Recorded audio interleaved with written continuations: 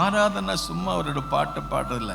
அந்த ஆராதனை நீங்கள் தேவனோடு செஞ்சிட்டிங்கன்னா அவர் உங்களுக்கு அந்த ஆவியை அளவில்லாமல் ஊற்றுவார்.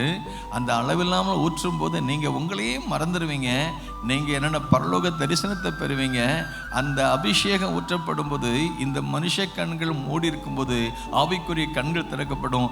தேவ தரிசனத்தை பார்ப்போம், தேவ கிருபையை பார்ப்போம், தேவ வரங்களை பார்ப்போம். ஏன் ஏசாயா மேலிருந்த அபிஷேகம், ஏன் எரேமியா மேலிருந்த அபிஷேகம், ஏன் ஆண்டவர் இயேசு மேலிருந்த அபிஷேகம், அப்போஸ்தலர் மேலிருந்த அபிஷேகம் உங்க மேலே நிச்சயமா வரும். மாமிசமான யாவரும் மேலும் என் ஆவியை கடைசி நாட்களில் ஊற்றுவேன். அவர் ஊற்றும் போது ஒரு வெள்ளம், பெரிய வெள்ளம் பெருக்கெடுத்து ஓடும். இந்த வெள்ளம் வந்தா அழிவு வராது. ஒருவேளை உலக பிரகாரமான மழை பெஞ்சு அந்த வெள்ளம் வந்தா சேதம் ஏற்படலாம். ஆனால் இந்த ஆவிக்குரிய வெள்ளம் வந்தா சேதம் வராது. ஒரு ஆசீர்வாதம் உண்டாகும், நிச்சயமா அற்புதம் நடக்கும், அடையாளம் நடக்கும். ஆண்டவருடைய நாமம் மையப்படும், தேவராஜ்யம் இந்த பூமியில கட்டப்படும். ஆமென்.